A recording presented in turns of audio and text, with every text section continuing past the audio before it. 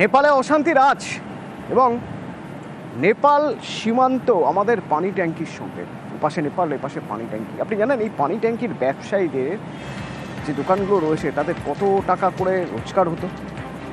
7 থেকে 8 কোটি। কারণ 20-25 হাজার লোকজন উপাস থেকে আসছে। শুধুমাত্র দোকান যাদের রয়েছে তারা নয়, অটো যাদের রয়েছে তারা, যাদের টোটো রয়েছে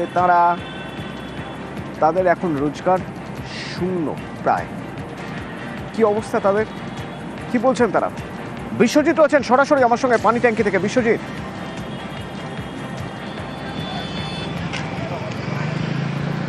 দেখো, একবারে নেপালের উদ্বুদ্ধ পরিস্থিতিতে কিন্তু সীমান্ত ব্যবসা একবারে ক্ষতির মুখে সীমান্ত ব্যবসায়ী থেকে শুরু করে এখানকার চালকরাও। কারণ প্রতিদিন প্রায় 15 থেকে 20 হাজার ব্যবসায়ী নেপাল থেকে তারা আসতো এই সীমান্ত ব্যবসার ওপর, যাদের ওপর নির্ভর করতো প্রায় এখানকার 500-র বেশি প্রায় দোকানদার, এবং প্রায় প্রতিদিন 7 থেকে 8 কোটি টাকার ব্যবসা হতো এই সীমান্তে। আর এই গত 4 দিন ধরে যা পরিস্থিতি, তাতে কিন্তু শূন্যে ঠেকেছে ব্যবসা।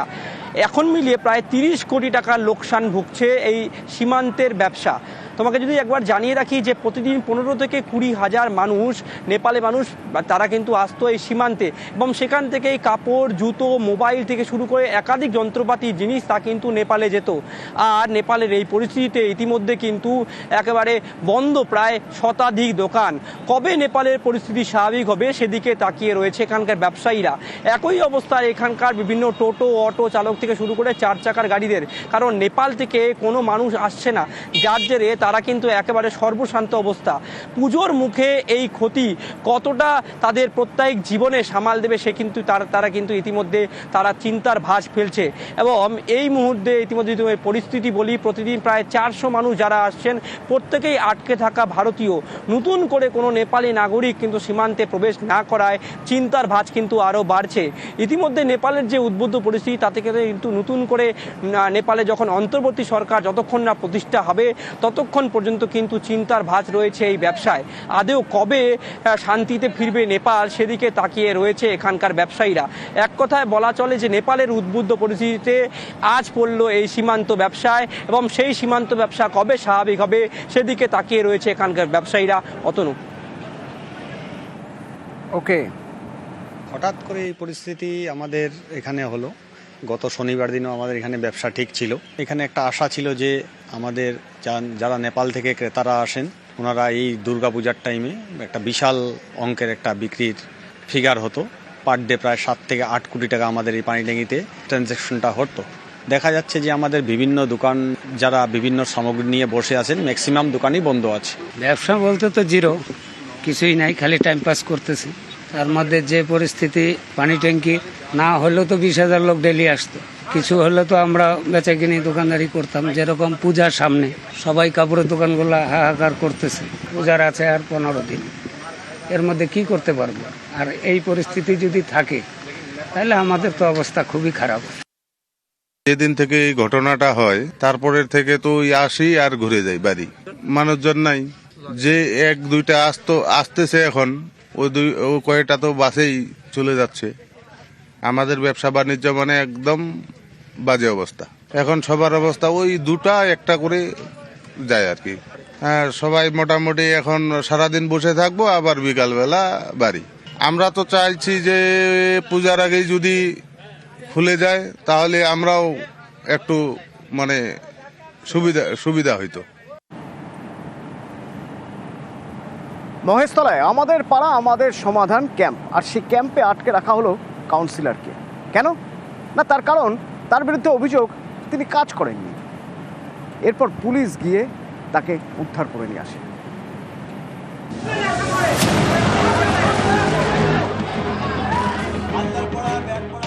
ঘরের মধ্যে কাউন্সিলর, তাকে আটকে বিক্ষোভ। কাউন্সিলরের দিকে আঙুল উঁচিয়ে এলাকার কাজ নিয়ে একের পর এক প্রশ্ন স্থানীয়দের। মহেশতলা পুরসভার 22 নম্বর ওয়ার্ড। বৃহস্পতিবার এখানকার প্রাইমারি স্কুলে বসে আমাদের পাড়া আমাদের সমাধান ক্যাম্প। শিবির শুরুর আগে পৌঁছে যান স্থানীয় তৃণমূল কাউন্সিলর বিকাশ বন্দ্যোপাধ্যায়। তখনই হাওয়া গরম হয়ে ওঠে। কাউন্সিলরকে একটি ঘরে আটকে রাখেন স্থানীয়রা, শুরু করে দেন বিক্ষোভ। স্থানীয়দের অভিযোগ এলাকার নিকাশি নালা বেহাল, উন্নয়নের কাজই হয় না। তখন সমস্যার সমাধানের আশ্বাস দেন কাউন্সিলর, কিন্তু তাতে চিড়ে ভেজেনি। পরিস্থিতি মোকাবিলায় শেষমেশ আসরে নামে পুলিশ। তারা তৃণমূল কাউন্সিলরকে উদ্ধার করে নিয়ে যায়। 35টা ওয়ার্ডে 34টা ওয়ার্ডে টুকটাক করে ভালোই কাজ হয়েছে। সব জায়গায় কাজ হয়েছে দেখছিলাম।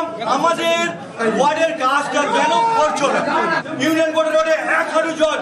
সে কিছুদিন আগে একটা ডেলিভারি রুগী যাচ্ছিল অ্যাম্বুলেন্স করে, তার যেরকম দুর্দশা হয়েছে, আমরা যদি না এলাকার ছেলেরা থাকতাম তাহলে অ্যাম্বুলেন্সটাকে সহিভাবে নিয়ে যেতে পারতাম না।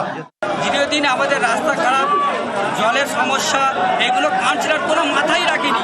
আমাদের এই বুথেতে কোনোদিন পাও এসে দিইনি। আমাদের এইদিকে যে দায়িত্বের মধ্যে আছে তাদের তো কোনো বার্তা দিইনি। এই কাউন্সিলর যা করেছে উনি নিজে মুহূর্তে ওনার এলাকায় করেছে, এখানে কিচ্ছু করিনি। আজকের এই আমাদের সমাধান ছিল, এটা আমরা তাই কাউন্সিলরকে সাথে প্রতিবাদ করেছি যে কেন এসব কাজগুলো হয়নি। পরিষ্কার বক্তব্য হচ্ছে যে এই এলাকায় জলটাকে বার করতে গেলে আমাকে এই ড্রেনটা দিয়ে নিয়ে গিয়ে ওই খালেই ফেলতে হবে, যেটা ওরা বললো যে ড্রেনটা জ্যাম হয়ে আছে। ড্রেনটা জ্যাম হয়ে আছে, ড্রেনটাকে পরিষ্কার করালাম। জল যাচ্ছে, যদি জল বেশি হয়ে যায় তাহলে পাম্পও জল চলবে। আর যে কাজগুলোর কথা বলছে সব কাজ একটা একটা করে। মহেশতলা থেকে সমীর মণ্ডল, নিউজ 18 বাংলা।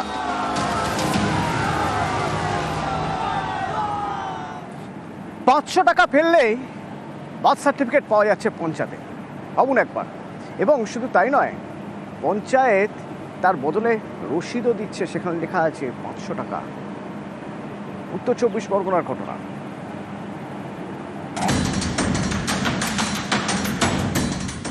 বার্থ সার্টিফিকেট, এই সার্টিফিকেট পেতে কোনো টাকা লাগে না, অথচ উত্তর 24 পরগনার বাদুড়িয়ায় দিতে হচ্ছে টাকা।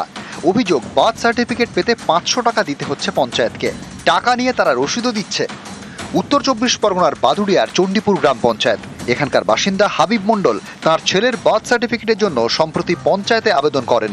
অভিযোগ, এর জন্য দিতে হয় 500 টাকা, যা রসিদও দেওয়া হয়েছে।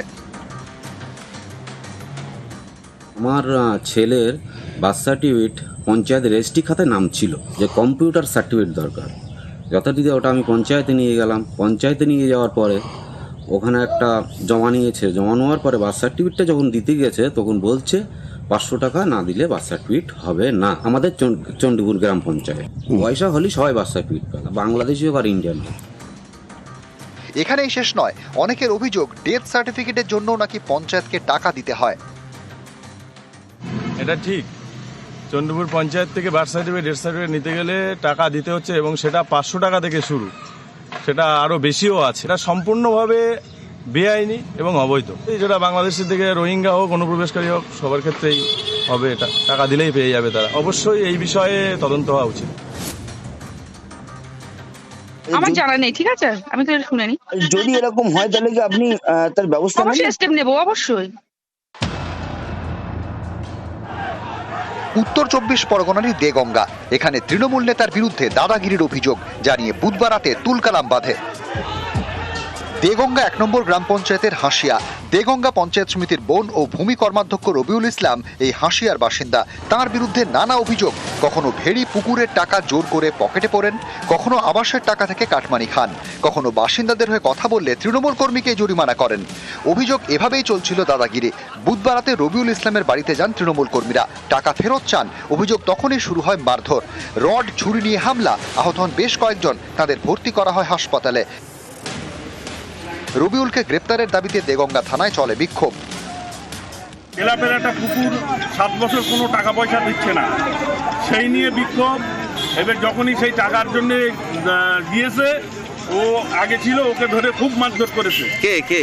ও রবি আছে, রবির ভাইরা, ঠিক আছে। রবিটা কে? রবি পঞ্চায়েত সমিতির মেম্বার, ভূমি কর্মদক্ষ।